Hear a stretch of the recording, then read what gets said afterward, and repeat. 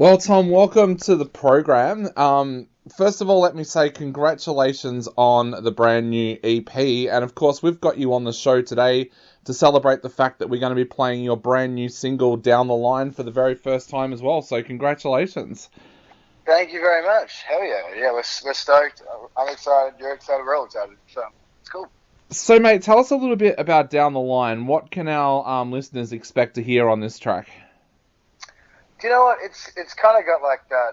I don't know, like a kind of like a chorusy vibrato, guitar sound that we've always kind of, had around like songs like "Got a Light" and stuff like that, and have that kind of vibe. But it's it's a bit more like faster, upbeat than the last one.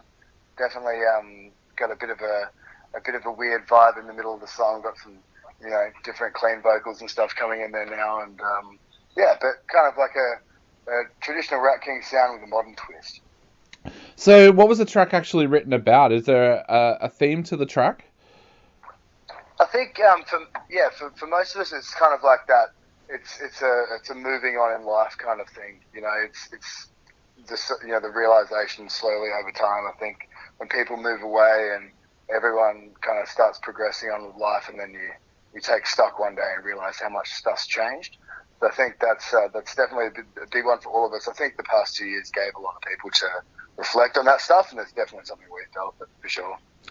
Nearly every track on the new EP is a very, very personal track. A lot of topics, deep topics, are actually discovered and explored on this EP. Was that something that you guys talked about before you went into writing the tracks for this time around?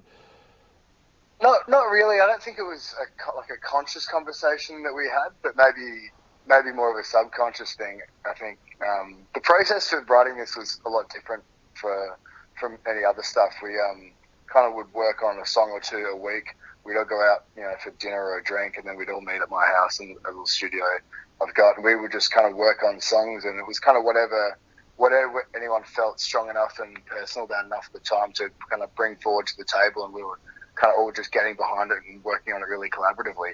So I think just everyone being so keen to collaborate on every song together, I think allowed the other parties to bring a lot more personal stuff to the table and feel a bit more supported. Was there a reason why you changed that writing style, or did it just feel that it was something that needed to be done now that the band has matured and grown over the years?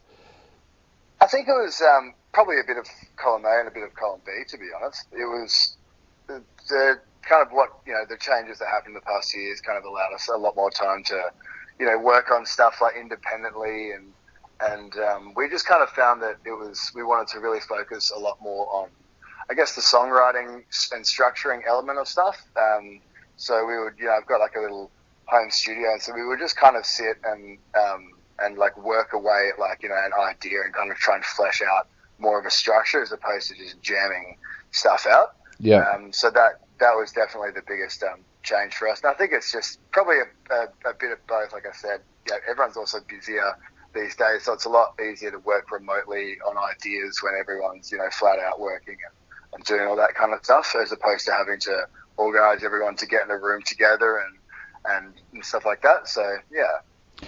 What has the last couple of years been like for you guys? Because I know WA was a lot more open than other states, but at the same time, you couldn't travel to other states, and also you didn't have those big name bands coming through Perth either that you guys would normally open for. So what's the last couple of years been like for you guys? It's been weird, man. I think it's definitely been weird for everyone, but I feel it was definitely being locked off in WA was a strange one, and we kind of just had to make do with what we had, really. We didn't want to stop doing anything, and none of us had any intentions to let the train kind of slow down. So we just kind of had to get a bit more creative. Like in 2020, we hired out like a giant steamboat and threw like a big show on a boat that went around the Swan River in Elizabeth Quay in Perth, and we tried to do a bit more shows like outside of Perth, like down south, and obviously dropped a release in there in the middle of that as well. So it was just, for us, it was just keeping going, really, was the main thing. It was definitely harder without the supports, definitely harder without being able to get out, really, and support the band anywhere outside of the state. But think you've just got to make do with what you got and keep coming up with ideas. And more importantly, just the fact that we just kind of kept on working on stuff and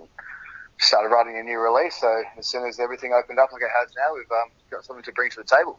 I've got to ask, who came up with that boat show? Because that is such a absolutely fantastic idea.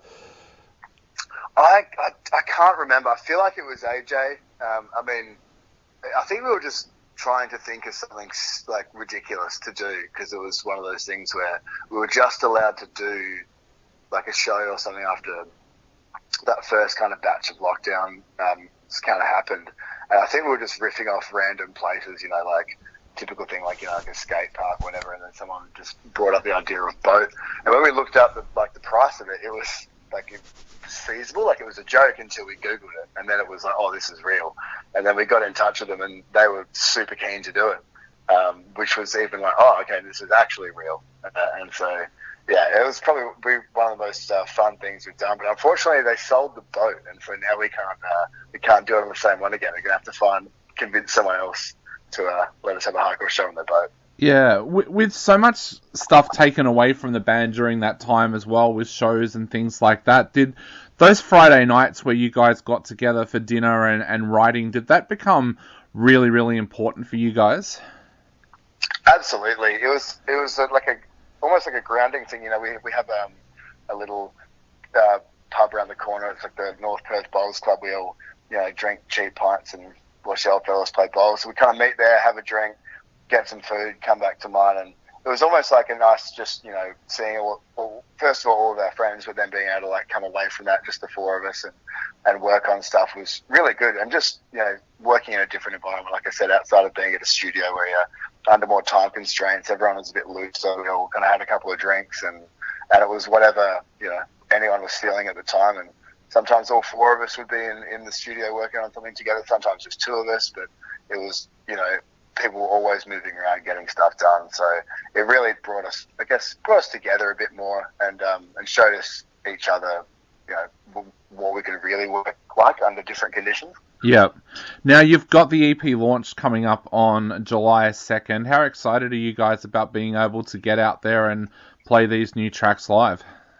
Oh, we can't wait. Hey, me personally, I think this new batch of songs is just going to be so exciting to play live. I think they're going to really translate a lot to the stage, and I'm just excited to get back out and get in everyone's faces again, to be honest. But yeah, the new playing playing a couple of the new songs live, and they just feel like they slot in so well. It feels so good. So hopefully everyone else feels the same way, and they enjoy themselves as much as we do playing them.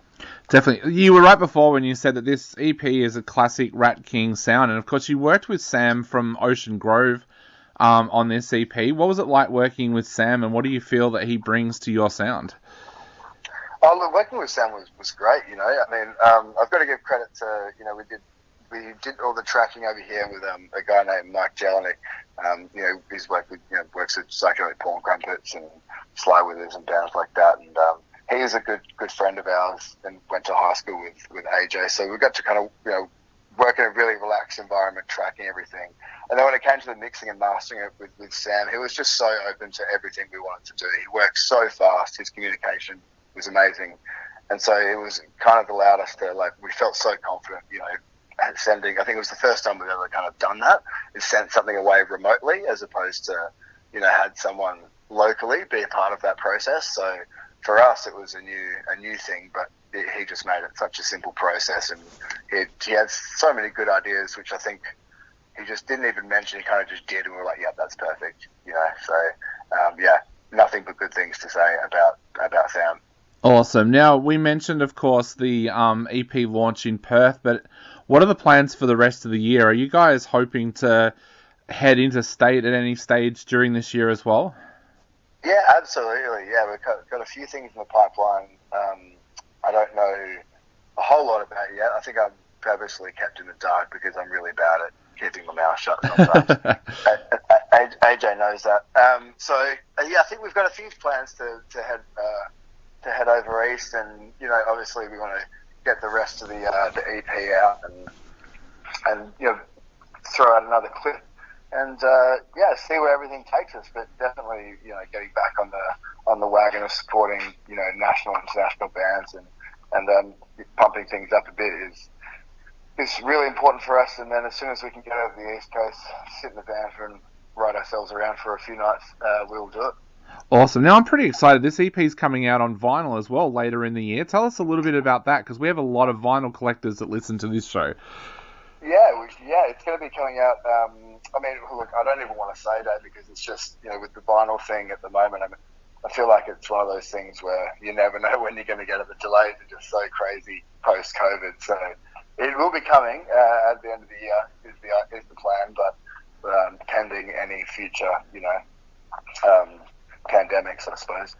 But yeah, that's going to be coming at the end of the year, and it was really exciting. Like the last, to put out, I think the last release we did, All Bite, was the first time we've done a vinyl, and having that was just so exciting, and everyone loved it so much. We're just going to, double down, do that one again, and yeah, I'm just excited to hear the whole process of making, getting the vinyl done with test pressing and all that. It's just even just fun to be a part of, when you're in the band, So I'm probably just as stoked as everyone else, to be honest. Awesome. Well, we cannot wait for that. But, mate, right now we are going to play Down the Line on our show for the first time. So what would you like to say to all of our listeners out there before they take a listen to this amazing track for the first time? Look, I'd just say sit down, like me, with a cup of coffee and enjoy it. And by the end of it, you may have felt like you've had 2 cups of coffee. So there you go.